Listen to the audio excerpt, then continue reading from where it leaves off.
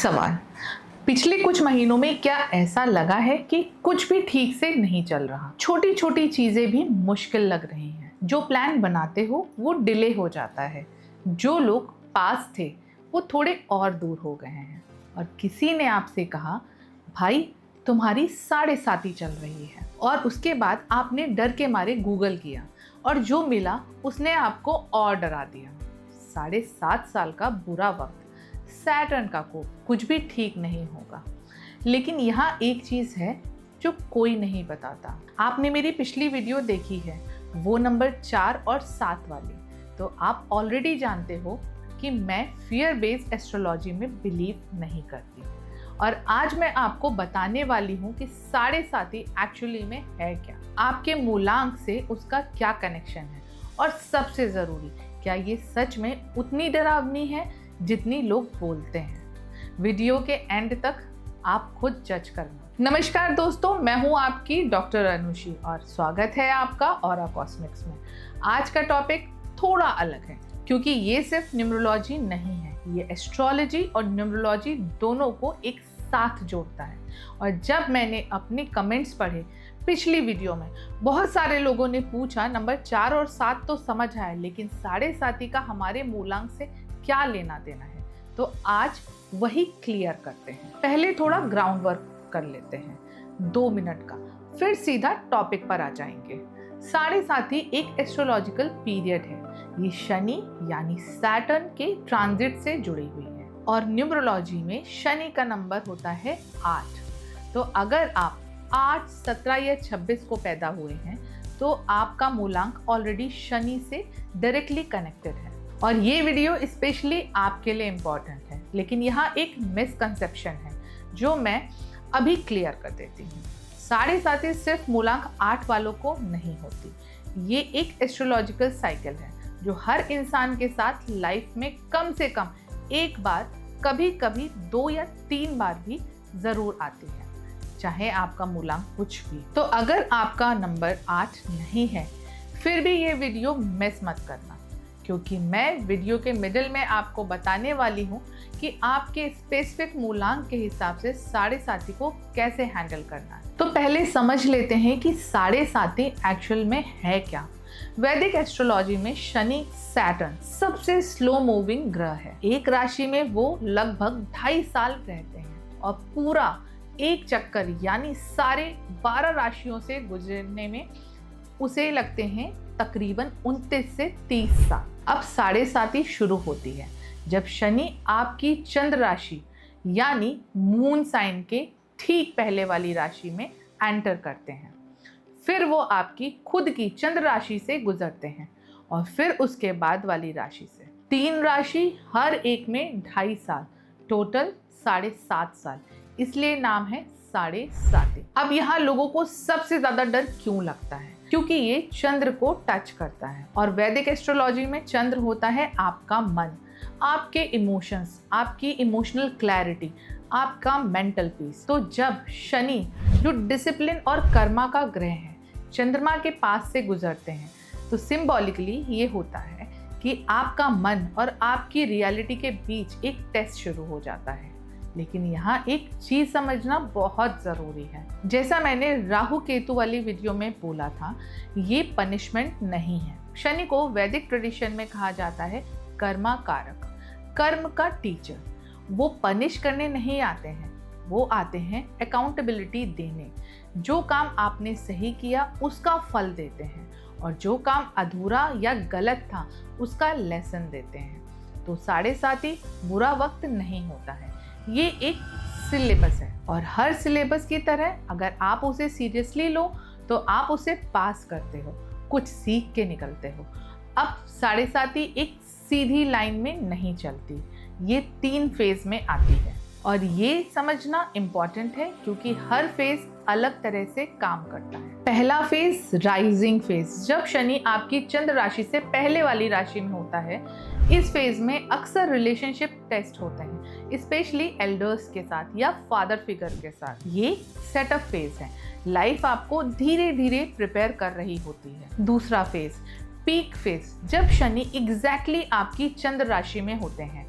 ये सबसे intense phase माना जाता है। मेंटल प्रेशर ज़्यादा फील होता है, डिसीजंस भारी लगते हैं, लेकिन यही वो फेज है जहां सबसे ज़्यादा ग्रोथ होती है अगर आप डिसिप्लिन मेंटेन करो। तीसरा फेज, सेटिंग फेज, जब शनि आगे वाली राशि में मूव करते हैं, ये रेजोल्यूशन का टाइम होता है। जो सीखा वो स्टेबलाइज होता है, नए स्ट्रक्चर लाइफ में सेट होने लगते हैं। तो तीनों फेज मिलाकर एक ही कहानी बताते हैं। पहले टेस्ट होता है, फिर प्रेशर आता है, फिर क्लैरिटी मिलती है। और ये साइकिल लाइफ में 25 से 30 साल में एक बार रिपीट होती है। मतलब अगर आप लंबी जिंदगी जिएंगे तो आप इसका सामना 2 या 3 बार जरूर करेंगे। ये किसी एक इंसान की किस्मत खराब होने की बात नहीं है, ये सबके साथ होता है। अब आते हैं असली सवाल पर, जिसके लिए ये वीडियो बनी है। आपके मूलांक का साढ़े साथी से क्या रिश्ता है? मूलांक 8 यानी कि 8, 17, 26 शनि खुद आपके ग्रह हैं। तो जब साढ़े साथी आती है, ये आपके लिए सबसे ज़्यादा पर्सनल होती है।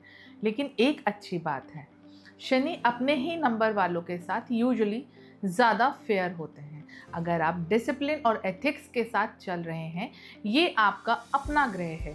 ये आपको तोड़ने नहीं आता, शार्पन करने आता है।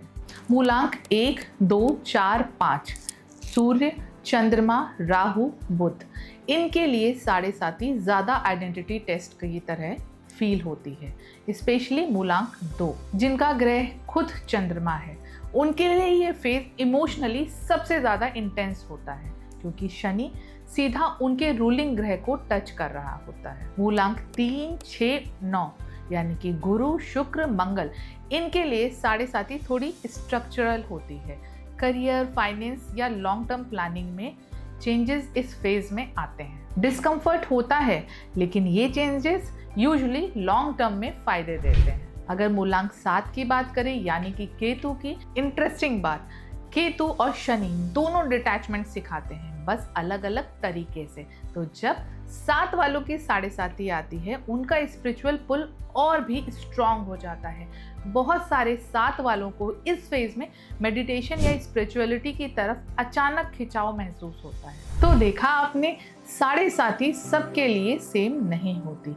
ये आपके मूलांक के एनर्जी के साथ मिलके एक यूनिक एक्सपीरियंस बनाती है। और अब वो पार्ट जो मैंने प्रॉमिस किया था, जो लोग अपने साढ़े साथी में सबसे ज़्यादा स्ट्रगल करते हैं, वो लोग होते हैं जो इससे फाइट करते हैं, जो इसे एक्सेप्ट करते हैं, डिसिप्लिन के साथ चलते हैं। उनके लिए ये फेज एक्चुअली सबसे बड़ा ग्रोथ पीरियड बन जाता है। अब प्रैक्टिकल बात करते हैं। अगर आपकी साढ़े साथी चल रही है या आने वाली है, तो क्या करना चाहिए? पहला, रूटीन और डिसिप्लिन। शनि केओस पसंद नहीं करते। अगर आपकी डेली लाइफ स्ट्रक्चर्ड है, सोने, खाने, काम करने का एक रिदम है, तो शनि का ट्रांजिट आपके लिए बहुत स्मूथ हो जाता है। दूसरा, ऑनेस्टी से काम करिए। शनि कर्मा के हिसाब रखते हैं। इस फेज में शॉर्टकट्स, झूठ या गलत रास्ते, इनका रिजल्ट्स बहुत जल्दी वापस आता है। तो सीधे रास्ते पे चलना सबसे सेफ है। तीसरा, सेवा करिए, बिना ईगो के किसी की मदद करना, स्पेशली बुजुर्गों की या ज़रूरतमंद की। ये शनि की एनर्जी को बैलेंस करता है। चौथा, शनि का मंत्र ओम शम शनिश्चराय नमः। शनिवार के दिन सिंसियरिटी के साथ इसको चैंट करिए। पांचवा, अपनी चंद्र राशि को स्ट्रॉन्ग रखिए। मेडिटेशन, अच्छी नींद और इमोशनल सेल्फ केयर, क्योंकि साढ़े साथी सीधा मन को टच करती है। मन को स्टेबल रखना सबसे बड़ी रेमेडी है। और अगर आपका मूलांक 8 है, तो शनिवार के दिन काले तिल या काले चने का दान करें और सिंपल वेजिटेरियन भोजन करें या पार्शियल फास्टिंग करें। ये आपके लिए मददगार साबित होगी। तो चलिए अब सीधी बात करते हैं साढ़े साथी के 4 सबसे कॉमन मिसकंसेप्शंस की। मिसकंसेप्शन नंबर 1, साढ़े साथी मतलब 7.5 साल का पक्का बुरा वक्त नहीं। ये एक कार्मिक अकाउंटेबिलिटी पीरियड है। अगर आपका शनि स्ट्रांग है आपकी कुंडली में और आप डिसिप्लिन से चल रहे हो, तो ये फेज आपको सबसे ज़्यादा उठाता है, गिराता नहीं है। मिसकंसेप्शन नंबर 2, सिर्फ मूलांक 8 वालों को ही साढ़े साथी का असर होता है। बिल्कुल गलत है। ये आपके चंद्र राशि से डिसाइड होती है। ना कि सिर्फ मूलांक से। हर मूलांक के लोग इसे एक्सपीरियंस करते हैं, बस अलग अलग तरीके से, जैसा हमने अभी देखा। मिसकंसेप्शन नंबर 3, साढ़े साथी में कोई भी बड़ा डिसीजन नहीं लेना चाहिए। ये हाफ ट्रूथ है। इम्पल्सिव या शॉर्टकट वाले डिसीजंस अवॉइड करने चाहिए इस टाइम पीरियड में, लेकिन सोची समझी डिसिप्लिन प्लानिंग इस फेज में सबसे ज़्यादा फल देती है। मिसकंसेप्शन नंबर 4, साढ़े साथी खत्म तो सब कुछ तुरंत ठीक हो जाएगा। नहीं, सेटलिंग फेज में चीज़ें स्टेबलाइज होती हैं, लेकिन जो लेसन्स आपने इस पूरे साइकिल में सीखे हैं वो आपके साथ आगे भी चलते हैं। यही तो शनि का असली गिफ्ट है। और एक आखिरी बात, सनातन धर्म में शनि देव को न्याय के देवता कहा गया है, जस्टिस का देवता। वो किसी को रैंडम पनिशमेंट नहीं देते हैं, वो सिर्फ वो वापस करते हैं जो हम बो चुके हैं। तो साढ़े साथी डरने की चीज़ नहीं है, ये तैयार होने की चीज़ है। तो दोस्तों, अगर आपकी साढ़े साथी चल रही है या आने वाली है, प्लीज़ डर के साथ उसे मत जिए। ये एक टेस्ट है और टेस्ट पास करने के लिए आते हैं, तोड़ने के लिए नहीं आते हैं। अगर किसी ने आपको सिर्फ डरा दिया है इस टॉपिक पे, तो आज के बाद आपके पास असली समझ है। अगर ये वीडियो आपके काम आया तो प्लीज़ लाइक करें और उन्हें शेयर करें जो अभी अपने साढ़े साथी से गुजर रहे हैं या जिनकी साढ़े साथी आने वाली है, उन्हें ये सुनना चाहिए। और अगर अभी तक सब्सक्राइब नहीं किया है हमारा चैनल, तो चैनल पर न्यूमरोलॉजी और एस्ट्रोलॉजी के बहुत सारे फ्री कंटेंट हैं जो आपको और क्लैरिटी देंगे। कमेंट्स में बताइए, क्या आप अभी साढ़े साथी फेज में हैं और कौन सा मूलांक है आपका, मुझे जेन्युइनली जानना है। मैं हूँ आपकी डॉक्टर अनुषी। अपना ख्याल रखिएगा, स्वस्थ रहिए, मस्त रहिए। मिलते हैं अगली वीडियो में।